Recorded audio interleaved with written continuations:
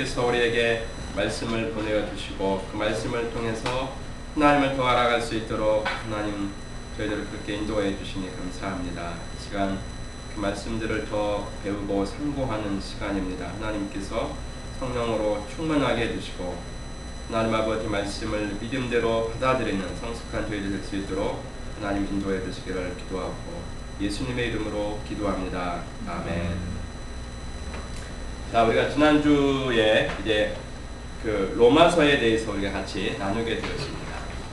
신약의 사복음서와 지난주에 사도행전, 오늘은 로마서에 대해서 우리 같이 나눌 텐데요. 자, 사복음서 있었죠. 신약에 보면 이제 요한복음 있었죠. 그다음에 사도행전, 그다음에 오늘은 로마서, 그다음에 뒤에 이제 바울의 서신서가 나오죠. 그다음에 이제 그 계시록. 자, 여러분들이 성경을 볼 때 제가 나눠준 자료는 이제 자료를 하시고요. 성경을 볼 때 여러분들이 성경을 이렇게 통독할 때 가장 재미있는 부분이 어디예요? 우리 집사님은 어디 성경을 보면 그대로 잠이 안 오고 참 재미있다. 어디가 제일 재밌어요? 신약 중에서는 대부분 졸릴 거라 졸려서 못 보거나 그러지는 않아요. 신약은 공강복음이 재밌어요? 네. 우리 전도사님은? 저도 이제 전체적으로 그럴 때는 근데 이제 구약 다 재밌어요? 그래도 제일 제일 재밌게 본 거예요. 네. 그래서 그래도 제일 66번이지만 거기에서 이렇게 제일 내가 그 시간 날 때 이 말씀을 읽으면 잘 넘어가는 데 있잖아요. 신약에서 대부분 이런 공간복음이 마태, 마가, 누가, 요한은 그냥 이렇게 사건 중심이거나 예수님의 이야기니까 넘어갈 수 있겠죠. 사도행전도 누가복음에서 왔다 그랬으니까 사도행전도 이렇게 자연스럽게. 근데 여러분들 로마서에 가면 로마서는 이따가 좀 생각을 해야 되겠죠. 그렇죠? 로마서는 읽는데 그냥 이것처럼 스토리로 되어 있지 않기 때문에 로마서는 좀 생각을 하셔야 돼요. 그래서 로마서는 한 편의 논문과 같아요. 논문은 서론이 있고 이제 그 본론이 있고 결론이 있잖아요. 그래서 로마서는 그러한 그 형식으로 되어 있습니다. 그래서 우리가 지난주에 로마서에 대해서 이야기를 나누었죠. 오늘 또 로마서를 우리 한번 훑어가는 방향으로 이렇게 하도록 하겠습니다. 자, 로마서는 저자가 누구라고 그랬죠? 지난번에 사도 바울이라고 그랬죠. 그런데 로마에 있는 성도들에게 사도 바울이 쓴 편지죠. 근데 사도 바울은 정작 로마를 가본 경험이 없는 사람이었죠. 그래서 로마서 1장에 보면 사도 바울은 로마에 있는 성도들을 부쩍 만나기를 바라는 그 마음들을 읽을 수가 있었습니다. 그리고 이제 여러분들이 사도 바울의 서신서들을 읽어보면 사도 바울이 항상 본인의 1장 1절이나 1장 2절에 보면 항상 뭐라고 나와 있어요? 자기 일을 변론하고 있죠. 변론이라는 건 뭐예요? 자기를 소개하고 있는 내용 중에 사도직에 대해서 계속 변론하고 있죠. 왜? 제가 지난주 이야기했어요. 왜 사도직을 굳이 나는 하나님의 그 부르심으로 하나님의 아들이신 예수 그리스도로 인해서 부르심을 받은 나 사도 바울, 이 내용들이 계속 사도 바울 서신서에는 1장 1절에 나와 있습니다. 왜 그랬다고 그랬죠? 당시에 초대교회 교인들은 바울은 사도가 아니다라고 그렇게 생각하는 사람들이 많이 있었어요. 왜? 바울은 그러니까 사도라는 건 뭐예요? 사도라는 건 예수님 당시에 12제자들을 예수님으로부터 직접 콜링을 받은 사람들을 우리가 사도라고 했는데, 바울은 예수님께서 돌아가시고 승천하신 이후에 예수님의 음성을 듣고 부르심을 받은 제자죠. 그렇죠. 그래서 많은 사람들이 바울은 사도가 아니야 라고 그렇게 이야기했지만, 그래서 바울은 늘 자기를 소개할 때 나는 예수님으로부터 직접 콜링을 받은 사람이다라고 그렇게 소개하고 있는 것을 볼 수 있습니다. 우리가 이제 공간복음이나 로마서 또 바울 서신서를 볼 때 중요한 포인트가 하나 있습니다. 포인트가 하나 있는데, 자, 예수님의 12제자도 예수님께 어떻게 했습니까? 이들이 찾아왔나요? 예수님이 이들을 찾아 나섰나요? 찾아나섰죠. 자, 예수님이 이들을 찾아가셔서 go and calling,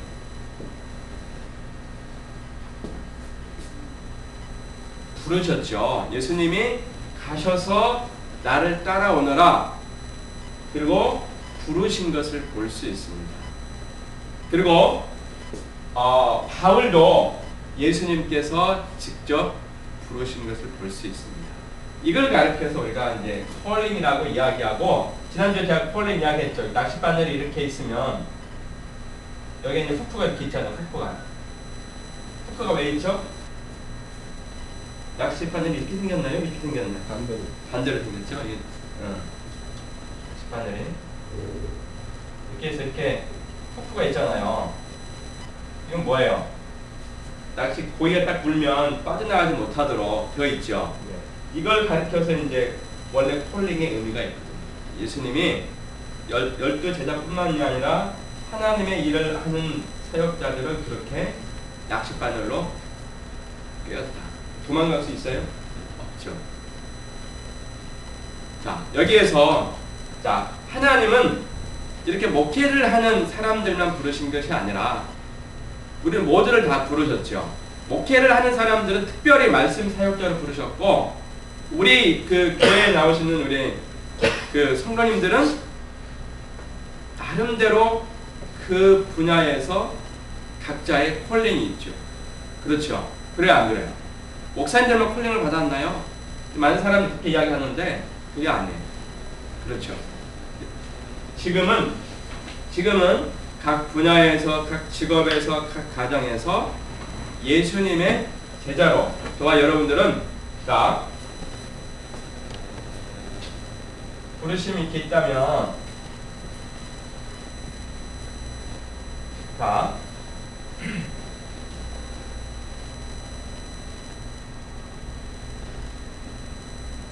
특별한 부르심이 있고, 말씀 사역자들,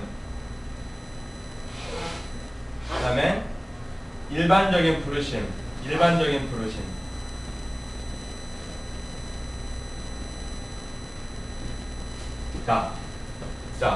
이렇게 이제 그 원을 그려본다면, 우리 모든 성도님들은 다 부르심을 받았어요. 그러니까 그 그리스도인이라고 하는 사람들은 다 부르심을 받았죠. 그 중에 특별한 부르심을 받은 사람들은 우리가 이제 말씀 사역자들, 그렇죠. 말씀 사역자 누가 있겠어요? 목사님들, 그 다음에 선교사님들, 이런 분들이 특별한 부르심을 받은 이 범주에 속하고, 그 다음에 일반적인 부르심은 이제 교회 생활을 하는 일반적인 성도님들을 이야기하겠죠. 그래서 이 모든 부름 속에 특별한 부르심을 받은 사람들이 이제 말씀 사역자들이라고 말할 수 있어요. 이렇게 본다면 우리 모두는 다 하나님 앞에 부르심을 받은, 콜링을 받은 사람들이다 라고 저와 여러분 그렇게 이야기할 수 있습니다. 그래서 자, 그러면 예수님께서 그렇게 콜링을 한 목적이 있겠죠. 그렇죠. 사도행전에 우리가 너희가 성령이 너희에게 임하시면 너희가 권능을 받고 예루살렘과 유다와 사마리아와 땅끝. 그래서 이제 예루살렘 교회가 그렇게 있을 때에 하나님의 뜻은 저기까지 복음이 흩어지는데 그렇게 하지 않으니까 이제 이 사람들 흩었죠. 그 다음에 땅끝까지 이래서 복음을 증거하고자 할 때 누구를 선택했어요? 사도 바울을 선택했죠. 그렇죠. 다 부르심에는 하나님의 뜻이 있죠. 그러면 저와 여러분에도 부르심에 하나님의 뜻이 있겠어요, 없겠어요? 있겠습니다. 있어요, 없어요? 아, 좀 대답 좀 시원하게 해봐요. 있습니다. 있어요, 없어요? 있습니다. 있지요. 그 사명이 무엇인지를 깨닫고 열정을 다해서 가는 분들은 하늘의 상급이 크겠지만, 내 사명이 뭔지도 모르고 그냥 대충 사는 사람들은 상급도 대충 있겠죠. 자, 모든 사람에게는 다 콜링이 있다. 그 부르심에 합당한 그 사명도 있고. 여러분들이 생각을 해보셔야 돼요. 하나님이 나를 부르시는 그 목적은 과연 무엇일까? 그런데 그 목적을, 그 사명들을 이루기까지는 우리가 고난이 많이 있지요. 장애물도 많이 있죠. 그렇죠. 그래요, 안 그래요? 그렇죠. 우리가 이 현대에, 이 세상에 발을 담고 살다 보니까 우리가 그 사명을 이루기까지는 많은 또 장벽도 있고 믿음의 장벽도 있고 어려움도 있어요. 그런데 저는 이렇게 연속극을 보면 여러분 연속극 뭐 좋아하세요? 요즘에 뭐 좋아하세요? 드라마 뭘 좋아해요? 저 특별히 좋아하고요. 우리 혜민이 뭘 좋아해? 집이 없지? 집이 뭘 좋아해? 우리 가족이 잘 봤던 드라마 중에 하나가 각시탈이거든요. 각시탈. 대부분의 드라마가 그래요. 자, 드라마 중에서 주인공은 대부분 삶이 어때요? 주인공의 삶이 어때요? 그렇죠. 극과 극이죠. 그렇죠. 대부분의 주인공의 삶은 그냥 바닥에서 올라갔다가 여기에서도 저기가 그래요. 주인공 주원이 그 일본 경찰로 있으면서 그다음에 나중에 이제 본인이 각시탈이 돼서 이제 경찰을 일본 순경을 하면서 각시탈 노릇을 하잖아요. 그리고 나중에 자기의 친구인 순재한테 발각이 되어서 또 엄청나게 두들겨 맞고 감옥에 가고, 그다음에 나중에 이제 탈출을 해서 이제 여자친구였던 자기 애인을 만났어요. 만나서 이제 결혼을 하려고 하는데 애인이 죽었어요. 네. 자, 이게 이제 주인공의 삶이에요. 왔다 갔다 하죠. 파란만장해요. 근데 그 드라마에서 뭐 한정이 있고, 그 다음에 그 일제시대 때 그 매국노의 삶을 살았던 그 사람들은 막 부잣집 주인으로 나와요. 그리고 옆에 있는 색시도 아주 예뻐요. 차도 타고 다녀요. 근데 이 사람의 삶은 그냥 평범하게 그냥 좀 있다가 또 사라져요. 근데 주인공은 이렇게 파란만장 삶을 살다가 결국에는 그 사람이 이제 드라마는 대부분 해피엔딩으로 끝나죠. 물론 주인공이 죽는 경우도 있지만, 우리의 삶이, 우리 하나님 앞에 부르심을 받은 사람들의 삶이 저는 이 주인공의 삶과 똑같다는 생각이 돼요. 우리가 주인공이 아니라면 우리는 그냥 이 드라마에서 나오는 그 단역 배우처럼 좀 있다가 사라질 거예요. 근데 하나님은 우리를 다들 저는 주인공으로 불렀다고 생각이 돼요. 그렇기 때문에 우리가 현대는 많이 여기 있는지 여기 있는지 그건 각자가 다르겠죠. 그렇죠? 그렇지만 결국 하나님 우리를 주인공으로 부르셨기 때문에 우리의 인생은 그런다 할지라도 우리의 최종의 목적은 나중에 이제 하나님께서 우리에게 천국에 가면 뭐 상급을 주시든지 아니면 우리 인생의 말미에 우리에게 보답을 해주시든지 이런 부분이 있겠죠.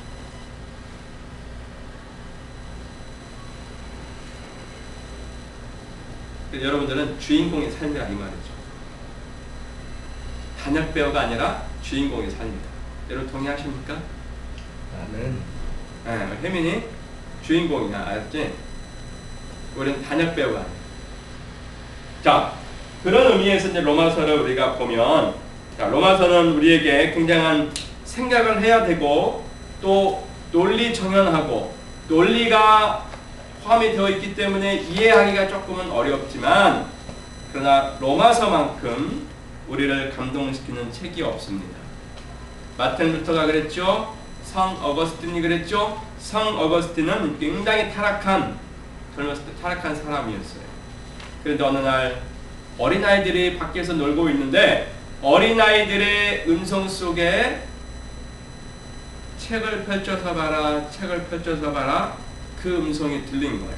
얼른 들어가서 성경을 딱 폈는데 젊은 날에 네 정욕대로 살지 말라. 그 성경을 딱 믿고 회개하고 하나님 앞에 돌아와서 중세시대에 가장 그 하나님과 가까이 살았던 그 신학자 중에 한 사람이었죠. 그래서 성 어거스틴은 나중에 새소리를 들어도 주님의 음성을 들을 수 있었고 길을 가다가도 나무와도 같이 이야기를 하고. 자, 여러분 믿음이라는 게 뭘까요? 믿음. 우리가 이제 로마서도 나오지만 믿음이 뭘까요? 믿음이 뭐예요? 우리 혜민이 믿음이 뭐예요? 믿음이 뭐예요? 믿음은 믿음이죠. 믿음은 믿음이죠.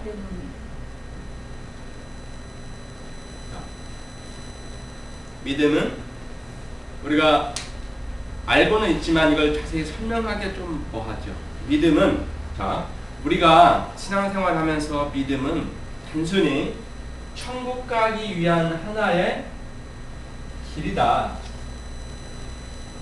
하나님께 이르는 하나의 길이다 라고 우리가 생각할 수 있습니다. 틀린 말은 아니에요. 그러면 단순히 믿음은 우리가 믿음으로 구원을 받으니까, 그렇죠? 우리 행위가 아닌 믿음으로 구원을 받는데, 그러면 믿음은 단순히 우리가 하나님 앞에 이르는 하나의 길의 역할밖에 하지 못하는 것. 과연 믿음이란 뭘까? 물론 우리가 믿음으로 구원을 받으니까 그 말은 틀린 말은 아니죠. 근데 우리가 믿음을 조금 더 세밀하게 정의를 한다면 믿음은요, 하나님의 말씀을 받아들이는 우리의 자세. 단순히 우리가 믿음은 하나님께 이르는 유일한 길이다. 그 말씀도 맞아요. 그렇지만 우리가 다르게 정의해보면 믿음이라는 것은 하나님의 말씀을 받아들이는 우리의 자세를 가리켜서 믿음이라고 이야기합니다. 그래서 믿음은 우리가 한번 구원받으면 딱 이례적으로 끝나는 게 아니고 믿음은 계속적으로 성장합니다. 믿음은 여기에 있는 이 컵처럼 한번 만들어지면 딱 고정되어 있는 무기체가 아니라 믿음은 따라해보세요. 성장한다. 믿음은 성장합니다. 여러분 성경을 66권을 다 읽지만 다 100% 다 받아들이는 사람도 있고 의심가는 사람도 있겠지요. 100% 다 받아들이는 사람은 믿음이 성장한 사람. 믿음이 성숙한 사람. 그래서 믿음은 성장해요. 그리고 믿음은 근육과 같다 그랬어요. 근육은 여러분 우리가 쓰면 쓸수록 근육이 강해지죠. 근육은 강해져요. 믿음도 우리가 경험하고 쓰면 쓸수록 믿음도 커지게 되어 있어요. 그래서 우리의 믿음의 분량은 딱 고정되어 있는 천국 가기 위한 하나의 딱 만들어진 세트화된 하나의 길이 아니라, 그것도 맞는 말이지만 믿음은 우리의 신앙 가운데 계속 성장하는 유기체다. 믿음은 이 말씀 66번을 받아들이는 우리의 마음의 상태를 가리켜요. 그래서 여러분은 여기에 딱 고정되어 있지 마세요. 이것은 하나의 유치원 때 우리가 배우는 하나의 믿음의 우리가 하나의 방법을, 한 가지의 방법을 우리에게 가르쳐주고 있는 거예요. 그래서 우리는 여기 외에 믿음 외에 수많은 믿음의 그런 파생적인 부분들을 우리가 신뢰하고 그 부분들을 받아들일 수 있는 믿음의 분량이 거예요. 제 말 이해가 되시나요? 네. 이해가 돼요. 그래서 여러분들은 믿음의 분량을 키워야 돼요. 어떻게 키워요? 말씀을 통해서 키우고, 또 내가 믿음의 그 실행적인 부분들을 내가 함으로 인해서 내가 믿음들을 경험하고, 여러분들의 올해 2012년도는 믿음의 2단계의 모습대로 살아가보고, 그것을 경험했으면 내년도에는 믿음의 3단계를 경험해요. 또 그 도전했는데 안 되면 또 다시 그 살아보고, 그게 나한테 경험이 됐으면 믿음의 5단계를 살아요. 그래서 우리가 믿음의 사람이 돼요. 여러분, 조지 뮬러는 평생 5만 번의 기도를 통해서 5만 번의 응답을 받았어요. 기도의 응답을 받았어요. 그만큼 믿음의 사람입니다. 저와 여러분도 그런 믿음의 사람이 되었으면 좋겠습니다. 우리가 교회 생활은 열심히 하지만 우리 안에 이런 믿음의 분량이 자라지 않는다면 우리는 하나의 종교적인 생활을 하는 그런 사람에 불과할 수 있어요. 자, 그러면 우리가 로마서를 한번 보도록 하겠습니다. 로마서 2장 말씀을 보겠습니다. 로마서 2장. 자, 로마서 2장 말씀을 한번 보도록 하겠습니다. 자, 로마서 2장 5절씩 한번 읽어볼까요? 자, 지난주에는 1장 1절 말씀을 통해서 사도 바울의 인사와 그 다음에 그 로마 교인들을 만나고자 하는 사도 바울의 마음을 우리가 읽을 수 있었고, 자, 특별히 1장 26절부터 보면, 자, 하나님을 하나님으로 인정하지 아니한 사람들의 형상들이 나오죠. 그렇죠. 하나님을 하나님으로 인정하지 아니하고, 하나님은 창조자죠. 자, 사람이라는 게 얼마나 악한지 여러분 보세요. 자, 하나님은 누구예요? 하나님은 창조자예요. 창조자. 그렇죠. 자, 하나님은 영어로 말하면 create가 창조하신 분이고, 그 외의 모든 대상들은 뭐예요? 대상들은 우리는 피조물이죠. 하나님께 지음을 받은 피조물이죠. 그렇죠? 피조물이에요. 그런데 자, 로마서 1장 24절부터 끝에까지 보면, 자, 사도 바울이 지금 어떤 이야기를 하고 있냐면, 자, 자세히 보세요. 자, 그러면 피조물이 경배해야 할 대상은 누구예요? 창조자이신 하나님이죠. 그런데 인간이 얼마나 어리석으냐면, 자, 하나님의 자리에 누구를 앉혔어요? 하나님의 자리에 누구를 앉혔어요? 우상. 자, 우상을 앉혔어요. 자, 우상이라는 게 뭐죠? 우리가 이제 구약에 보면 송아지가 될 수 있고, 또 바알 신은 될 수 있고, 그렇지요. 그런데 여러분 보세요. 자, 우상하고 바알 신의 공통점이 뭐예요? 이런 그 우상들의 공통점이 뭐예요? 여러분 바알 신은요, 타산, 그다음에 그 풍년. 타산이라는 건 뭐예요? 옛날에는 아이들을 많이 낳아야 복 받았다고 그랬죠. 여러분 풍년은 뭐예요? 물질을 많이 얻는 거예요. 이런 것들을 이루어 준다라고 믿었던 신이 바로 바알 신이었어요. 그렇죠, 여러분? 구약에 보면 오세오경에 보면 오세가 이렇게 했을 때 개구리도 나오죠. 개구리 재앙이 나오죠. 여러분 개구리가 어떤 것을 의미하는 줄 아세요? 개구리는요 타산이에요. 타산. 아이들을 많이 낳는 하나의 증거가 바로 개구리였어요. 자, 그러면 인간이 하나님 외에 우리 피조물은 당연히 우리를 만드신 창조자이신 하나님 앞에 경배하고 우리가 감사해야 되겠죠. 그런데 인간이 하나님과 단절이 되니까 하나님의 뜻을 우리가 이제 모르게 살죠. 그러니까 인간이 이제 갈급한 거예요. 우리 올해 농사 잘 져야 되는데, 우리 이번에 새로운 며느리가 아들을 낳았으면 좋겠다. 그래서 이제 하나씩 만들어 놓은 게 그걸 이제 대표적인 이제 바알 신이죠. 그리고 이 바알 신을 향해서 이제 뭐라 그래요? 우리 아들 낳게 해주세요. 우리 이번에 농사 잘 되게 해주세요. 그 앞에 가서 자기의 소원함을 비는 거죠. 자, 그러면 하나님이 우리 인간을 만들어 놨기 때문에 인간은 당연히 누구 앞에 가서 그걸 요청을 해야 돼요? 하나님 앞에 가서. 그런데 이제 하나님과의 관계가 단절이 되니까 하나님이 안 보이는 거죠. 그러니까 자기들의 욕심을 채우기 위해서 만들어 놓은 것, 맹들어 놓은 것, 그것이 바로 우상이에요. 옛날 여러분 부모님 세대를 보세요.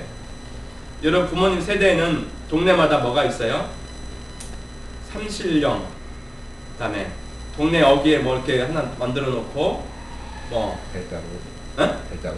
대장금 만들어 놓고, 그다음에 이렇게 동네마다 어귀마다 그런 게 있었어요. 그리고 거기다 제사를 지내고 기호제를 지내고, 그게 다 바알의 신, 우상이에요. 인간이 얼마나 우매한지를 여러분 볼 수 있죠. 그 결과 하나님이 우리에게 주시는 죄악이 어떤 것인지 한번 여러분 보세요. 여러분 한번 보세요. 로마서 1장. 자 21절부터 한번 봅시다. 하나님을 알되 하나님을 영화롭게도 아니하며 감사하지도 아니하고 오히려 그 생각이 허망하여지며 미련한 마음이 어두워졌나니. 그 마음이 어두워졌죠? 자, 스스로 지혜 있다 하나 어리석게 되어 썩어지지 아니하는 하나님의 영광을 썩어질 사람과 새와 짐승과 기어다니는 동물의 모양의 우상으로 바꾸었느니라. 그럼 제가 설명했죠? 네, 바꾸었어요. 그러므로 그 결과 하나님께서 그들을 마음의 정욕대로 더러움에 내버려 두사 그들의 몸을 서로 욕되게 하셨습니다. 그 결과 인간이 어디까지 타락했느냐? 그것은 그들의 마음의 정욕대로 더러움에 내버려 두셨다. 하나님이 이제 인간이 거기까지 타락하니까 그냥 니네들 욕심대로 그냥 살도록 내버려 두었는데, 그 결과 그들의 몸을 서로 욕되게 했다. 이 말은 뭐냐면, 여러분 하나님이 원래 인간을 창조할 때는 아담과 이브로 만들었죠. 남자와 여자로 만들었어요.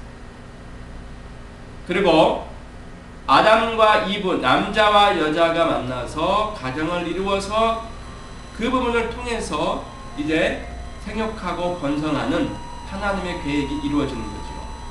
그런데 이 섭리가 무너진 거예요. 그러니까 하나님이 그들의 욕심대로, 인간의 욕심대로 내버려 두니까 인간이 하나님의 순리대로 살지 않고 하나님의 영리대로 살아요. 그 말은 남자와 여자가 저기 하는 게 아니고 나오는데, 자 27절 봅시다. 26절부터 이 때문에 하나님께서 그들을 부끄러운 욕심에 내버려 두셨으니 곧 그들의 여자들도 순리대로 쓸 것을 바꾸어 영리로 쓰니. 이 말이 무슨 말이에요? 남녀가 만나서 하나님의 창조의 법칙이 이루어지죠. 근데 그러지 아니하고 여자들도 순리 쓸 것을 바꾸어 영리대로 썼다. 그것은 여자와 여자끼리, 남자와 남자끼리 하나님의 완전 창조의 섭리에 어긋나는 자기들 정욕대로 살아가는 인간의 모습을 보여주고 있죠. 이게 뭐예요, 우리나라? 응? 우리나라 이게 뭐예요? 응? 동성연애죠.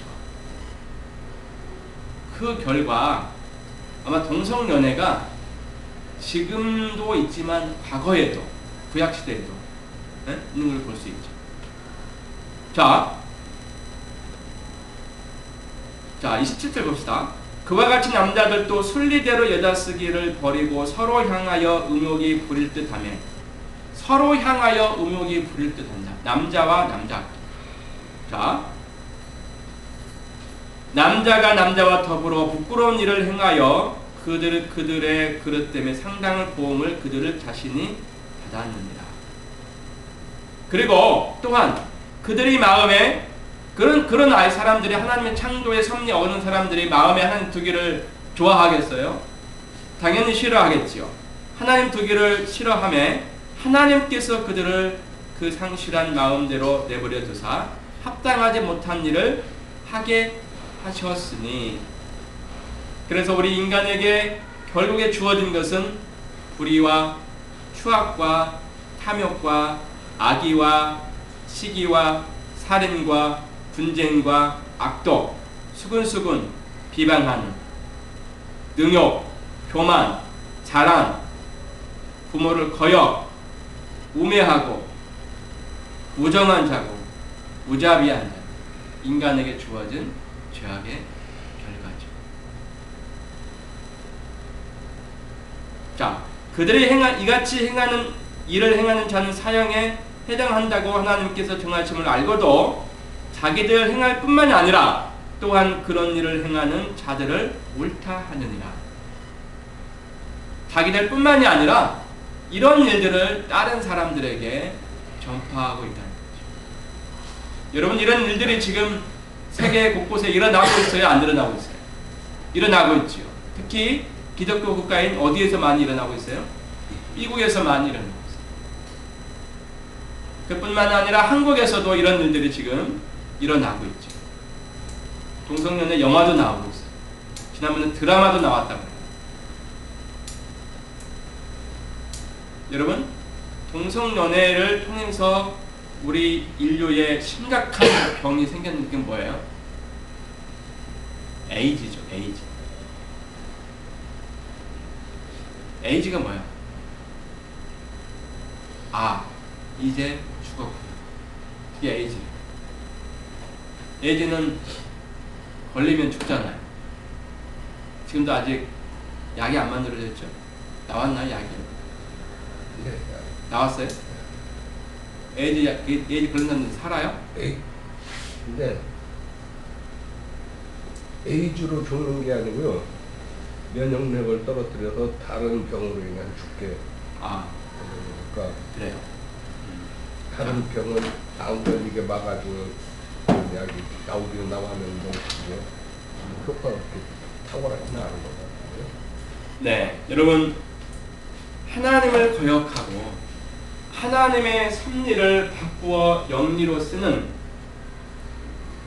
그러니까 하나님의 창조의 섭리대로 살아가지 않고 그걸 거스려서 살아가는 사람들의 결과가 여기 우리한테 주어져 있죠.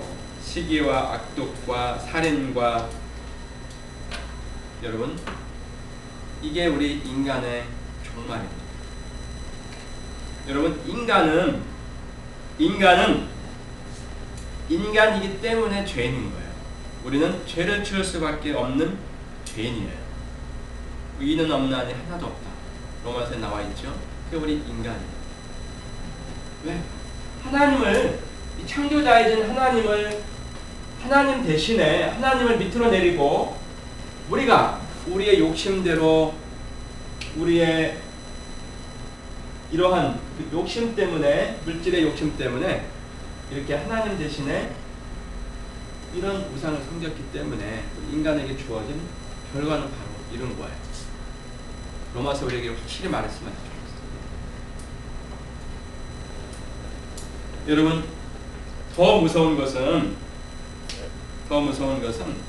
저나 여러분들이나 이미 그리스도가 내 안에 있다 할지라도 우리는 마음의 중심에 예수님이 없다면 우리도 언제든지 이렇게 될 수 있다고 하는 사실을 여러분 기억하시길 바랍니다. 여러분 우리가 교회 다닌다고 해서 죄 안 짓나요? 죄 짓죠. 어느 날 제가 친구를 만났어요. 이 친구는 조금 믿음이 있는 친구예요. 그러면서 이런 얘기를 하더라고요. 그 3.1교회 그 여러분 사건 알죠? 3.1교회 유명한 목사님 이제 그 성추행으로 인해서 교회에서 이렇게 나가게 되고 또 홍대 앞에다 교회를 세우고 이런 이제 지금 하고 있잖아요. 이거 동영상 나오면 안 되는데. 자, 그러면서 그 친구가 저한테 질문을 해요. 그러면 그 목사님 안에 성령님도 계시고 그리스도가 내재하고 있잖아요. 근데 그리스도가 내재하고 있는데 어떻게 그런 일들을 할 수 있을까? 그러면 그 시간에는 성령님이 잠깐 그 목사님을 떠났을까요? 이렇게 질문을 하는 거예요. 여러분들 어떻게 생각하세요?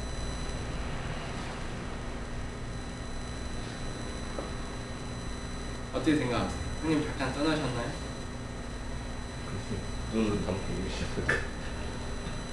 성령님 떠나시는 분이 아니죠. 항상 계시는 분. 저는 여러분 성경에도 그렇게 나와 있죠. 하나님을 가장 사랑했던 다윗도 실수했지 중간에. 그렇죠? 그러면 그 시간에는 과연 하나님이 다윗을 지켜보고 있었을까? 아니면 하나님이 다윗을 떠났을까? 이게 참 의문이 되죠. 자, 여러분, 우리가 이제 처음 믿기 시작할 때 아담과 하와 이야기 나올 때, 이브가 나올 때 그런 질문들을 많이 하죠. 왜 하나님은 선악과를 만들어 놓고 왜 아담과 이브를 유혹했느냐? 그 유혹하지 않으면 유혹이 아니라 그 조건을 내걸지 않았으면 이들이 타락할 이유가 없었겠죠. 많은 사람들이 그렇게 이야기를 해요. 왜 그냥 중앙에 있는 나무 조건도 하지 말고 내버려 그냥 아예 안 만들었으면 타락할 이유가 없었겠죠. 근데 여러분 하나님이 우리 인간에게 아주 중요한 사실 하나를 허락하셨어요. 그게 뭐냐면 여러분 자유의지라는 거예요. 자유의지. 자, 하나님은 우리를 로봇처럼 만들지 않았어요. 하나님이 우리 머리에 너희는 태어나서부터 100살까지 이렇게 살으라고 컴퓨터처럼 입력을 해놓진 않았어요. 여러분 컴퓨터는 입력하는 대로만 나오죠. 그렇죠? 그 기계. 인간은 하나님이 컴퓨터보다 더 좋은 최고의 작품, 즉 하나님의 이미지의 형상대로 만들었기 때문에 우리 인간은 자유롭게 만들었어요.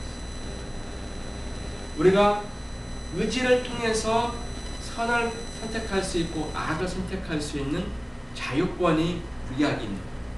만약에 하나님이 하나님의 입력대로만 움직이는 로봇처럼 만들었다면 인간이 최상의 상품은 아닐 거예요.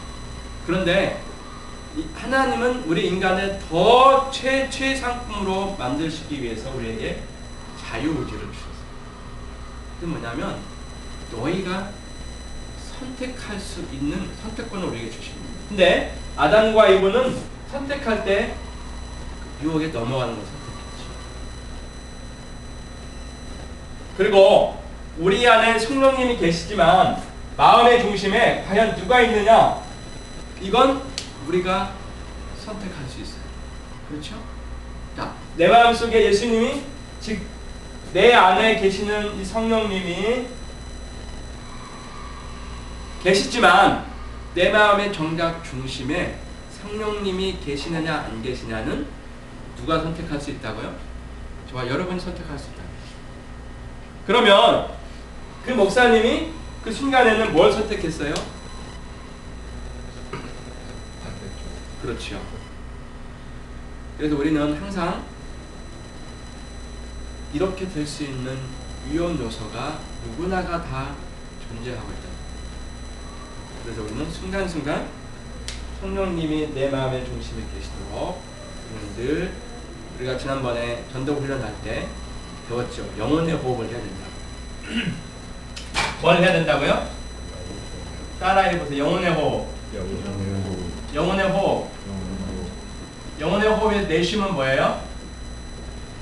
내심은 우리의 죄를 고백하는 것. 순간순간 우리의 죄를 고백하는 것. 주님 그렇습니다. 저를 용서해 주세요. 들이심은 뭐예요?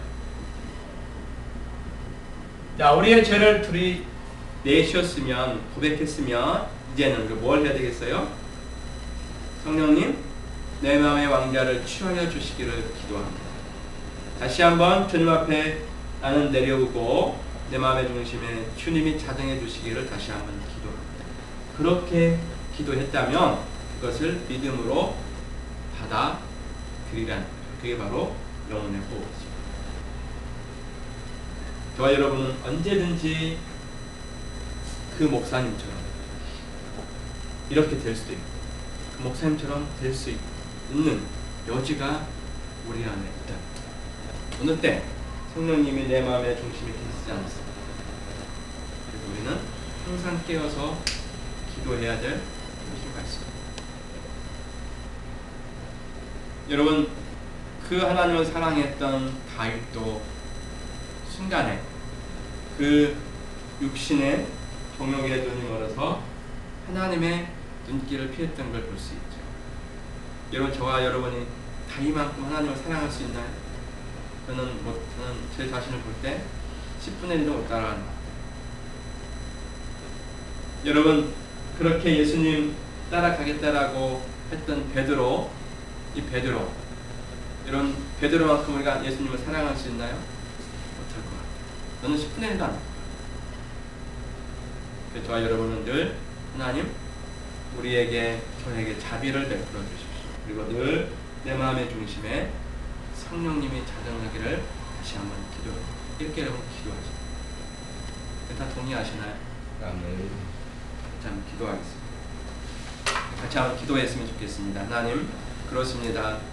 로마서 1장 말씀을 통해서 우리 인간들이 얼마나 추악하고 또 얼마나 우매하고 얼마나 어리석은 자인 것을 다시 한번 우리에게 깨우쳐 주신 것으로 감사합니다. 하나님, 이 강의를 듣는 저희들은 하나님 앞에 하나님의 섭리대로 또 늘 하나님을 우리 마음의 중심에 모시고 사는 성령 충만한 저희들 될 수 있도록 우리 시간에 같이 합심으로 한번 기도하겠습니다.